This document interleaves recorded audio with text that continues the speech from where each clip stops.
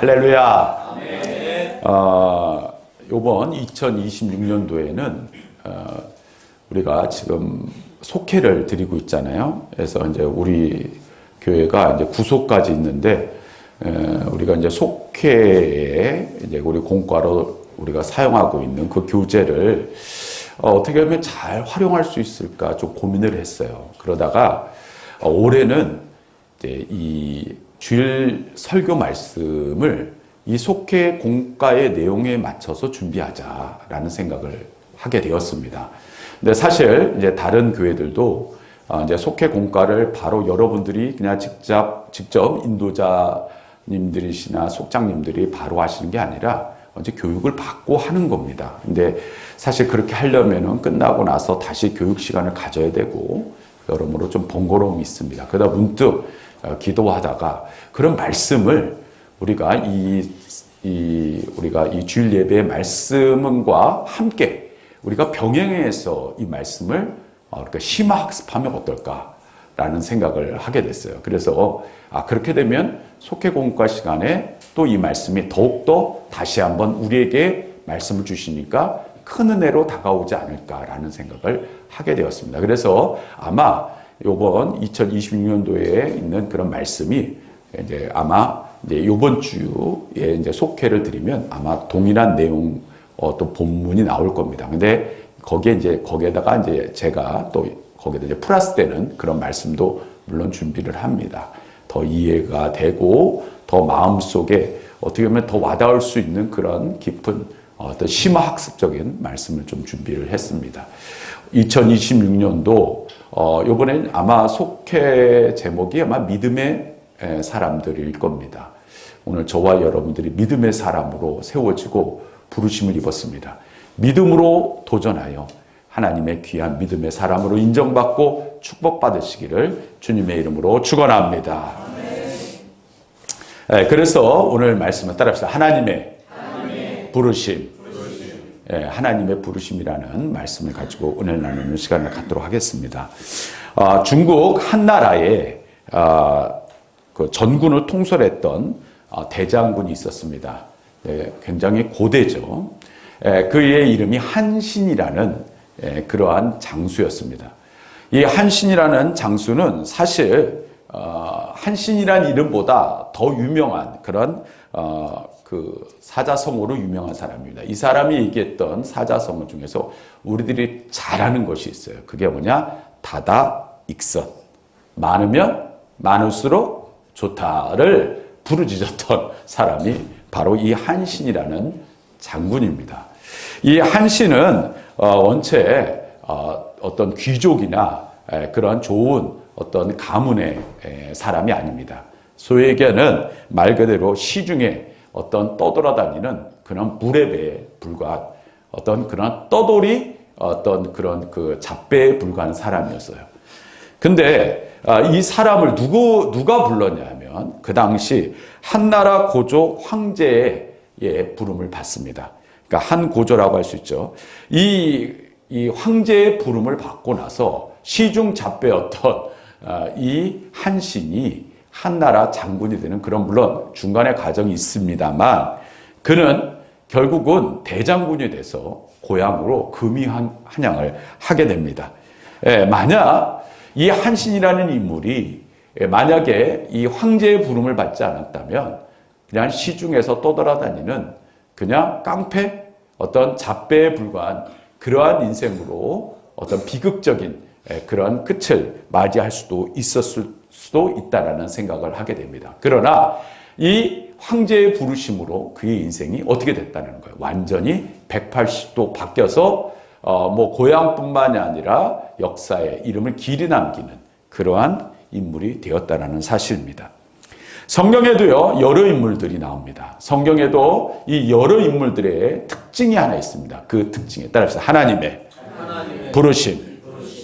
그 하나님의 부르심에 응답되었던 사람들이 나옵니다. 때로는 선지자로 때로는 용사로 기록돼서 말 그대로 이 성경은 하나님의 부르심에 응답받은 사람들이 거의 하나님의 약속을 믿고 살았던 그러한 인생들을 기록한 말씀이 성경 말씀이라는 사실입니다.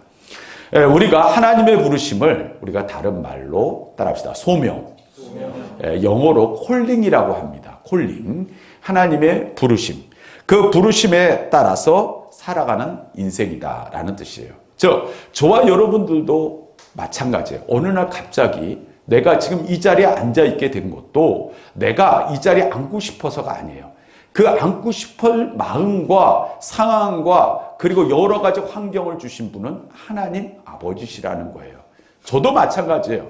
저도 목회자로 부름을 받았을 때도 하나님의 부르심이 계셨어요. 하나님의 부르심이 계셨기에 제가 이 자리에 지금 여러분들에게 말씀을 전할 수 있었거든요. 여러분 장로님으로서 권사님으로서 집사님으로서 오늘 이제 우리 예배 끝나고 당회와 구역회가 있는데 마찬가지예요. 우리가 당회나 구역회 할 때 보면 우리가 임직 임명이라는 그러한 시간들이 있죠. 보면은요, 뭐 장로님, 권사님, 집사님, 우리 교사분들, 심지어 성가대 선생님들 다 누구의 부르심이야? 하나님의 부르심에 응답받은 분들이시라는 사실이에요. 당회 때 보면 이런 순서가 있어요. 임직 임명과 함께 그리고 그것을 뭘 하냐면 인준을 합니다. 왜 인준을 하느냐? 그냥 뭐 매년 하는 거 똑같은 건데 왜 자꾸 똑같은 걸 반복하느냐 그러지만 하나님 앞에서 우리가 부르심에 우리는 그 응답을 받은 사람이기에 그것을 다시 한번 확인을 하는 거예요. 성도들 앞이 아니에요. 하나님 앞에서. 따라합시다. 하나님 앞에서. 하나님 앞에서. 사도 바울은 이렇게 이야기합니다. 또 미리 정하신 그들을 부르시고 부르신 그들을 또한 의롭다 하시고 의롭다 하신 그들을 또한 영화롭게 하셨느니라. 즉 하나님께서 우리를 부르셔서 우리를 뭐라고요?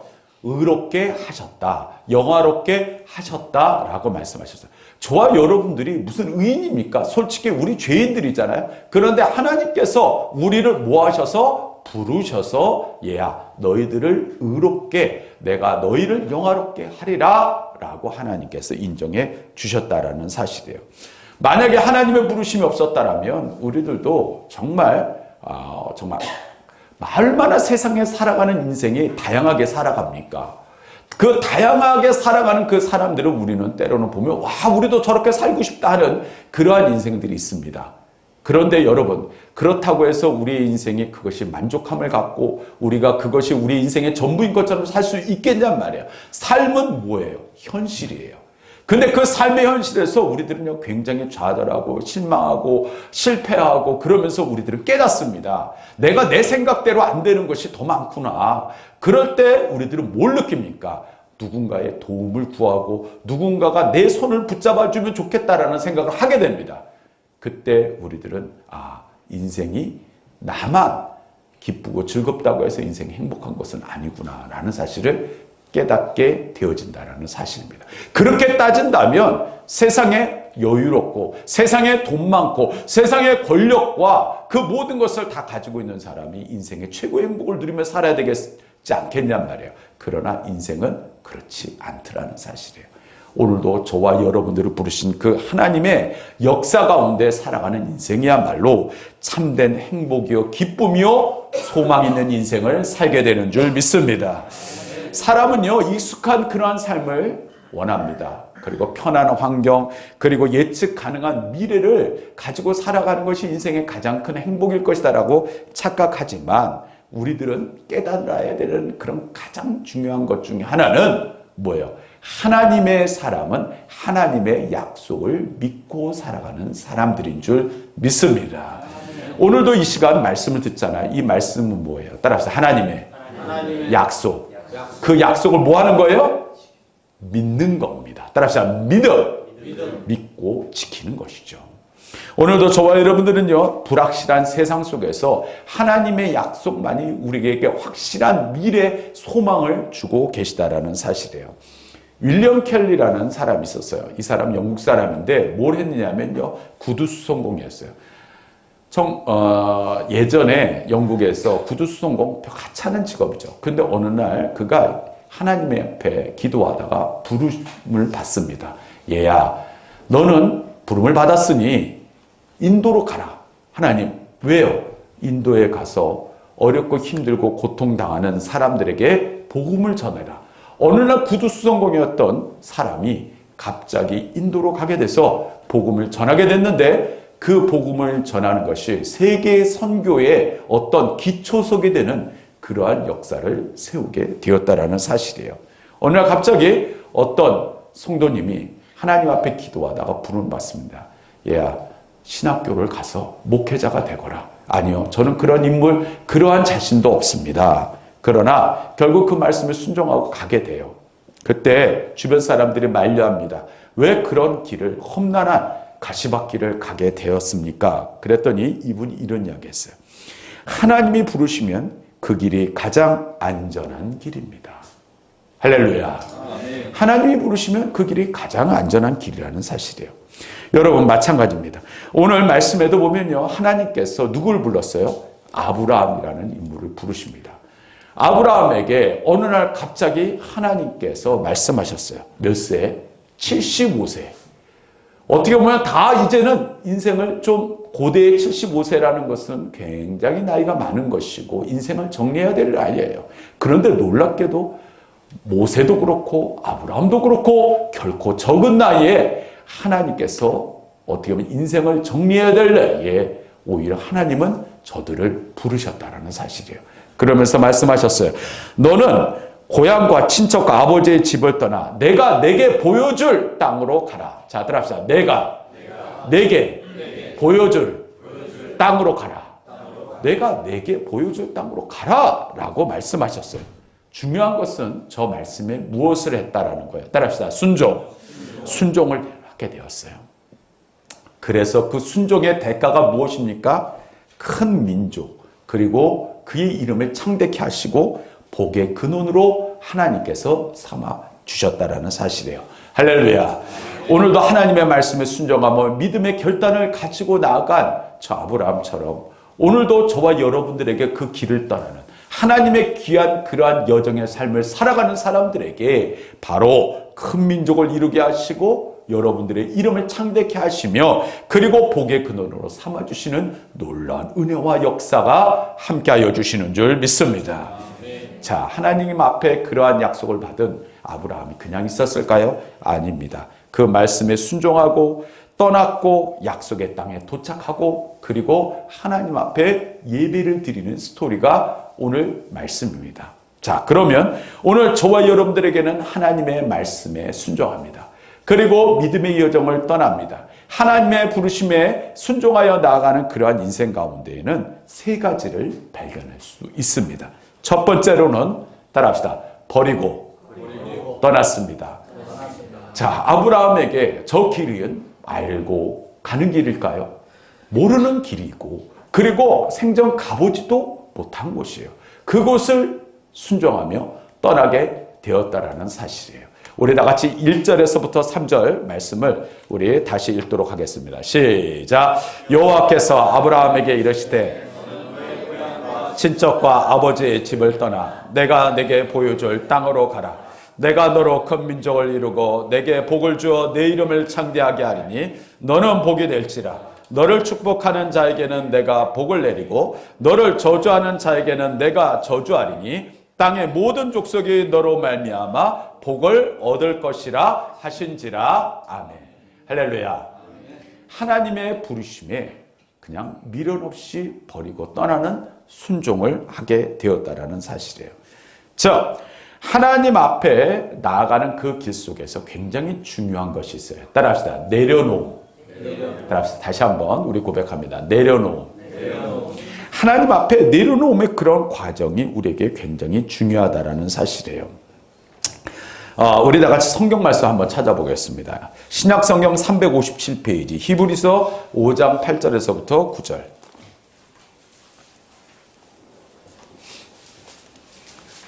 신약 성경 357페이지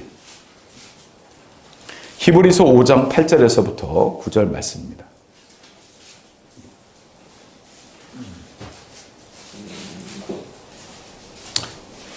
자, 우리 찾으신 분들 다 같이 읽겠습니다. 시작. 그가 아들이시면서도 받으신 고난으로 순종함을 배워서 온전하게 되셨은즉 자기에게 순종하는 모든 자에게 영원한 구원의 근원이 되시고, 즉 하나님 앞에 말씀에 순종한 예수 그리스도, 그 예수 그리스도의 그 순종함을 따라서 어떻게 보면 그 받으신 고난의 순종함을 배워서 온전하게 되셨고 자기에게 순종하는 모든 자에게 영원한 구원의 근원이 되셨다라는 말씀이에요. 즉 예수님께서도 하나님의 말씀에 순종하셔서 그 구원의 역사를 이루어 가게 되었다라는 사실이에요.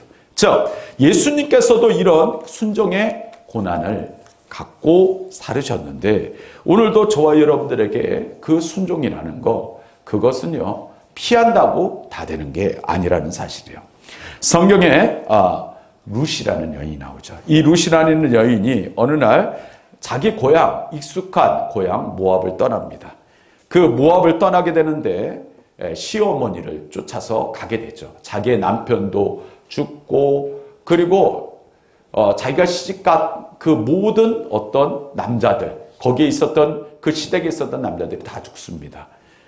그때 그는 시어머니를 따라 시어머니의 고향 이스라엘로 떠나게 됐어요. 그때 시어머니가 만류합니다. 얘야, 너가 이곳이 고향이니까 이곳에 남거라. 그랬더니 이렇게 이야기합니다. 어머니의 하나님이 나의 하나님이 되리이다. 즉 어머니께서 믿으시는 하나님이 나의 하나님이 되실 것입니다 라고 순종하며 그리고 베들레헴으로 떠납니다. 여러분 그 유명한 베들레헴, 바로 이 룻은 나중에 예수님의 뭐예요? 조상 중에 한 사람이 되었다라는 사실이에요. 즉 다윗의 조상 그리고 메시아의 계보에 이르는 그러한 여성 중에 한 명이 되었다라는 사실이에요. 또 한 사람이 나옵니다. 엘리사라는 인물이 나와요. 이 엘리사는 우리들이 잘 아는 엘리야 선지자의 뭐예요? 제자였어요. 근데 이 엘리사의 직업이 뭔지 아십니까? 엘리사의 직업은 엘리야가 선지 학교를 운영을 했어요. 그래서 뭐 선지 학교에서 부름을 받은 엘리트 출신도 아닙니다.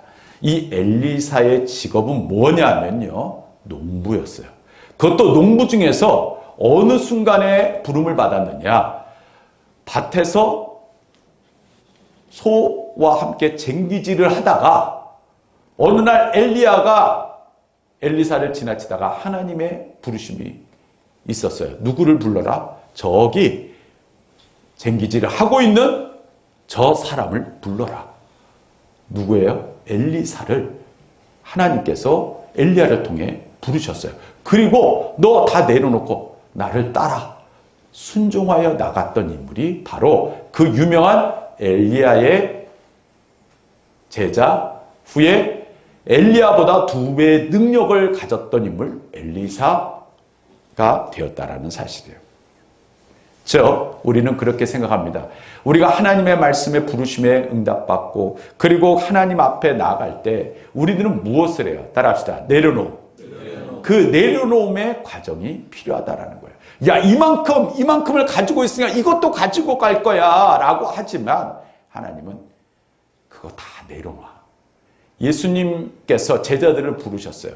그때 제자들이 내가 가지고 있는 건데 이거 가지고 갈까요? 아니면 제가 조금 더 아직도 그 부르심에 제가 좀 생각을 가지고 좀 갈 수 있도록 시간을 주십시오. 이렇게 이야기한 제자들이 있습니까? 그런 사람들은요, 예수님께서 부르시지도 않았어요. 오늘 주님의 부르심에 우리들은 뭐가 있어야 되냐면 그것을 내려놓을 수 있는 결단이 필요한 줄 믿습니다. 어떻게 보면 때로는 이 길이 험난하고 힘들 수도 있어요. 그러나 하나님께서 우리를 부르셨을 때 우리는 그것을 믿음으로 받아들이고 그리고 내려놓음으로 담대히 주님을 따라갈 수 있는 그런 결단이 필요하다는 거예요.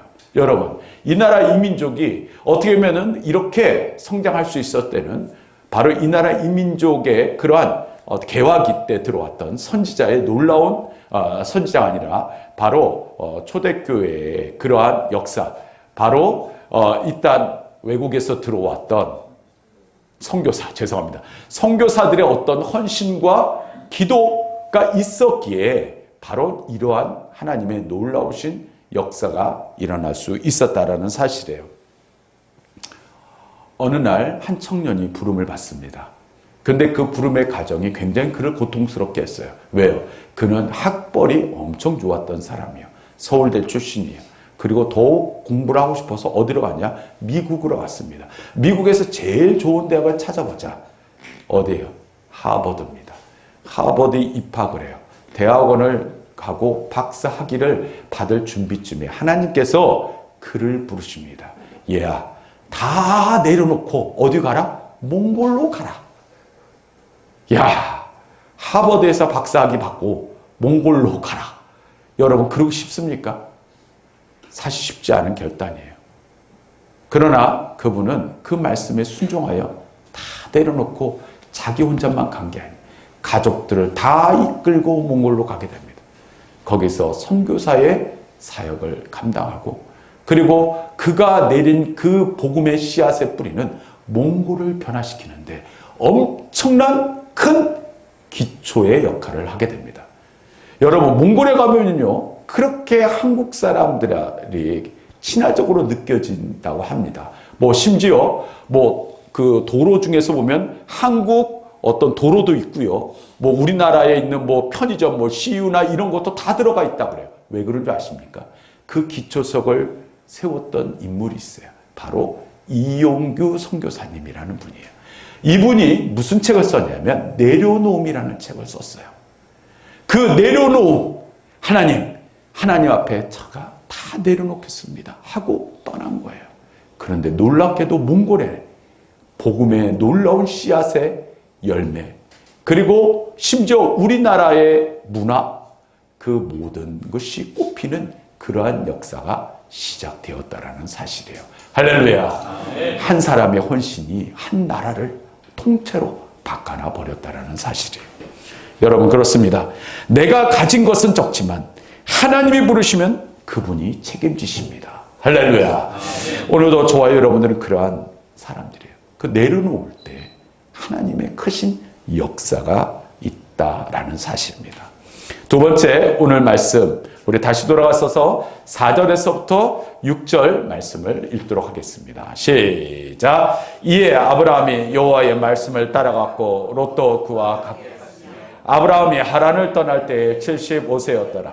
아브라함이 그의 아내 사레와 조카 룻과 하란에서 모든 소유와 얻은 사람들을 이끌고 가나안 땅으로 가려고 떠나서 마침내 가나안 땅에 들어갔더라. 우리 6절까지죠? 우리 6절도 읽겠습니다. 시작. 아브라함이 그 땅을 지나 세겜 땅 모래 상수리 나무에 이르니 그때 가나안 사람이 그 땅에 거주하였더라. 아멘. 할렐루야. 두 번째는 약속의 말씀을 따라갔다라는 사실이에요.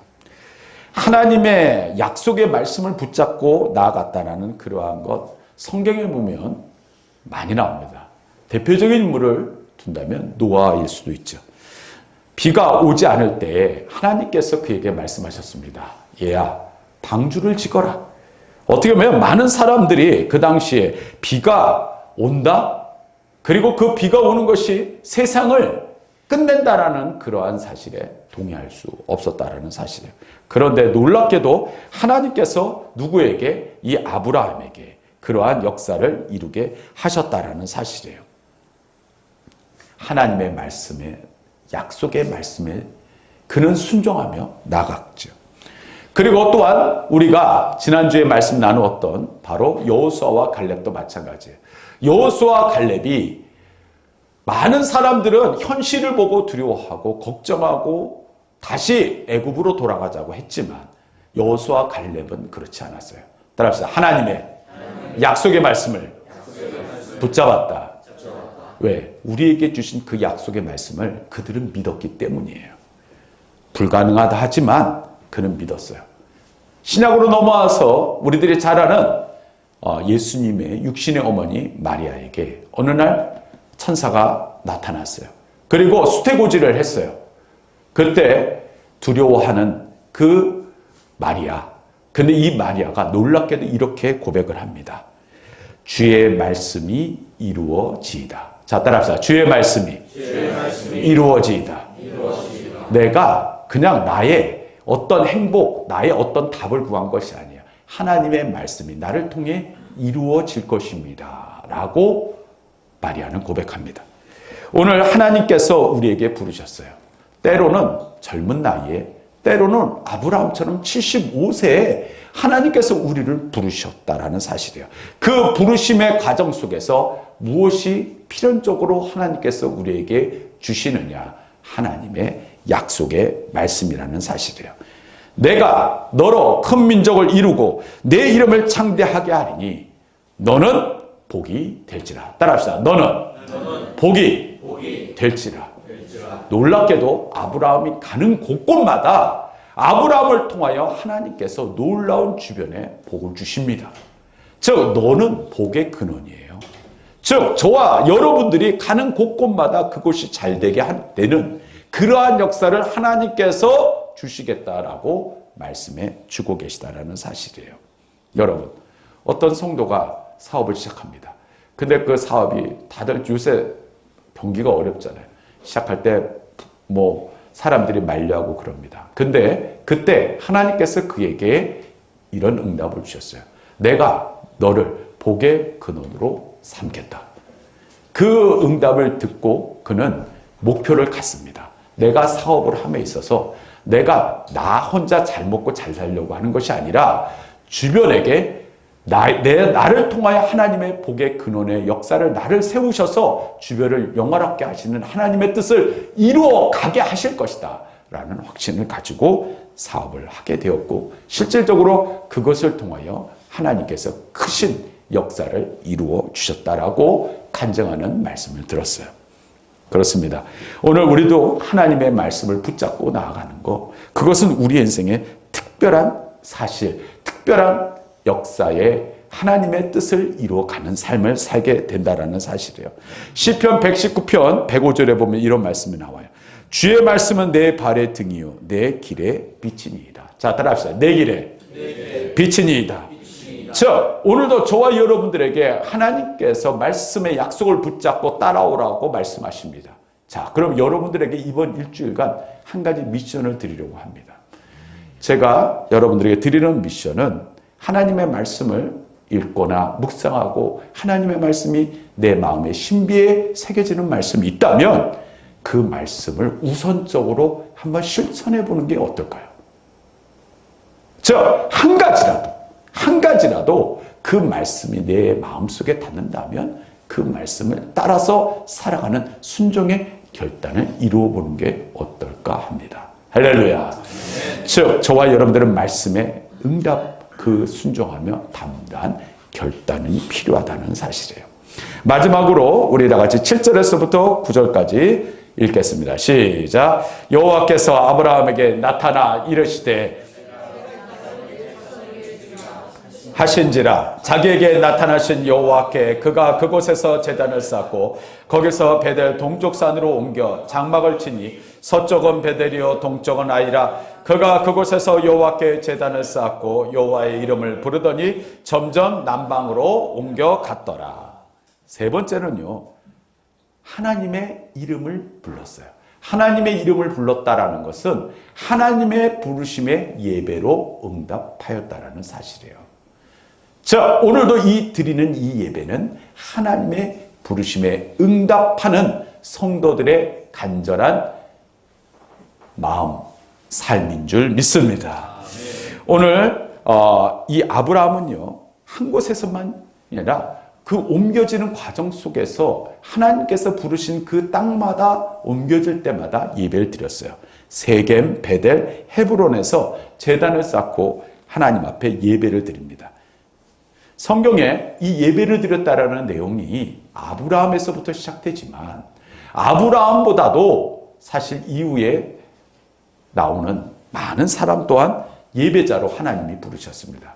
일단 그의 후손이었던 바로 야곱이 하나님 앞에 부름을 받는 과정 속에서 베델이라는 곳, 그 베델이라는 곳에서 하나님을 만나게 돼요.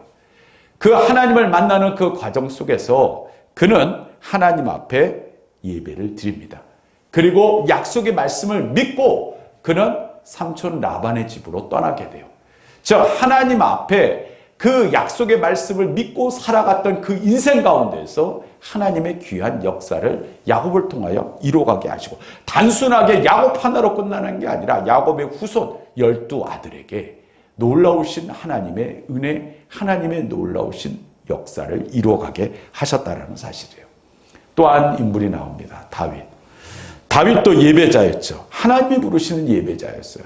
우리들이 잘 알지 못하는 그러한 사건이 하나 있었습니다.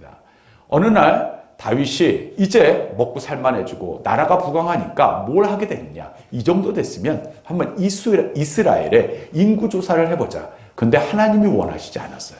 근데 인구조사를 했는데 하나님이 원하시지 않으니까 선지자를 보내서 세 가지 중에 한 가지, 너가 선택해서 벌을 받게 될 것이다. 어느 것을 선택할 것인가? 라는 과정 속에서 세 번째를 선택하게 돼요. 그 선택이 뭔지 아십니까?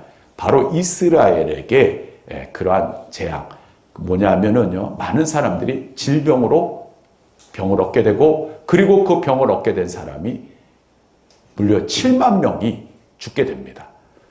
그러는 과정 속에서 하나님 앞에 그는 무엇을 하게 될까요? 다른 방법을 쓰지 않고 무엇을 하느냐? 하나님 앞에 예배를 드립니다. 사무엘하 24장 25절에 이런 말씀이 나와요. 그곳에서 여호와를 위하여 제단을 쌓고 번제와 화목제를 드렸더니 이에 여호와께서 그 땅을 위한 기도를 들으시매 이스라엘에게 내리는 재앙이 끝없더라. 하나님 앞에 예배를 드렸더니 하나님께서 더 이상 이스라엘에게 내리는 재앙을 거둬 들이셨다. 라는 말씀이 기록되어 있어요. 또한 이것뿐만이 아니에요. 우리들이 잘 아는 그 유명한 엘리야와 갈멜산의 사건. 하나님 앞에 예배를 드렸더니 뭐예요? 하늘에서 불이 떨어졌던 사건. 하나님의 놀라운 역사는 어디에서부터? 따라합시다. 예배에서부터 시작되고 있다는 사실이에요. 여러분들에게 또 한 가지 묻습니다. 여러분들은 삶에서 주일 예배뿐만이 아니라 삶에서 예배를 또한 드리십니까?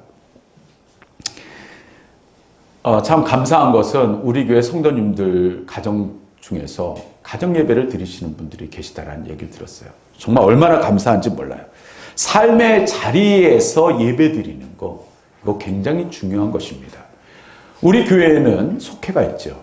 우리 감리교회에 속회라는 게 있어요. 그 속회가 왜 있습니까? 삶의 자리에서 성도들이 함께 모여 은혜를 나누는 시간을 가져야 된다는 것이에요. 오늘도 저와 여러분들이 그렇습니다. 삶의 자리에서 드리는 그 예배에 하나님께서 기뻐하여 주신다라는 사실이에요. 오늘도 저와 여러분들의 삶의 자리에서 얼마만큼 주님과 동행하고 계십니까? 혹시 주일날 한 번 드리는 예배로 내가 주님과 동행하고 다 끝이다 라고 생각하십니까? 진짜 시작은 저 세상에서부터 여러분들의 삶의 자리에서부터 시작되는 줄 믿습니다. 오늘도 우리의 삶의 예배는 굉장히 중요한 것이에요. 그렇기 때문에 예배 가운데 오늘도 하나님의 큰 은혜, 응답의 역사가 이루어진다는 사실이에요. 그렇습니다. 오늘도 하나님께서 우리를 부르셨어요. 그럼 왜 우리를 부르셨을까요?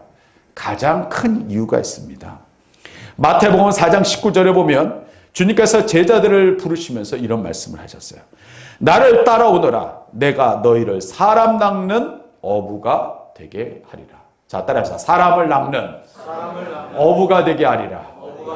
오늘도 저와 여러분들에게 가장 중요한 사명이에요. 영혼을 구원하는 그 사명. 하나님께서 부르셨어요. 그리고 심지어 이사야 43장 1절에 보면요. 내가 너를 구속하여 내가 너를 지명하여 불렀나니 너는 내 것이라. 따라합시다. 너는 내 것이라. 누구의 것이에요? 여러분은 여러분의 것이 아니에요. 여러분은 부모님의 것이 아니에요. 누구의 것이에요? 하나님의 것이에요. 할렐루야. 아멘. 내가 너를 지명하여 불렀나니 너는 내 것이라. 하나님의 것이다. 하나님의 부르심에는 절대 실수가 없는 줄 믿습니다. 아멘. 요한복음 10장 27절에 예수님께서 내 양은 내 음성을 들으며 나는 저희를 인도하여 저희는 나를 따를 것이다. 하나님의 부르심에 응답하는 양, 그 양은 반드시 나를 따를 것이다 라고 말씀하고 계시다라는 사실이에요. 이 말씀을 하고 마치겠습니다.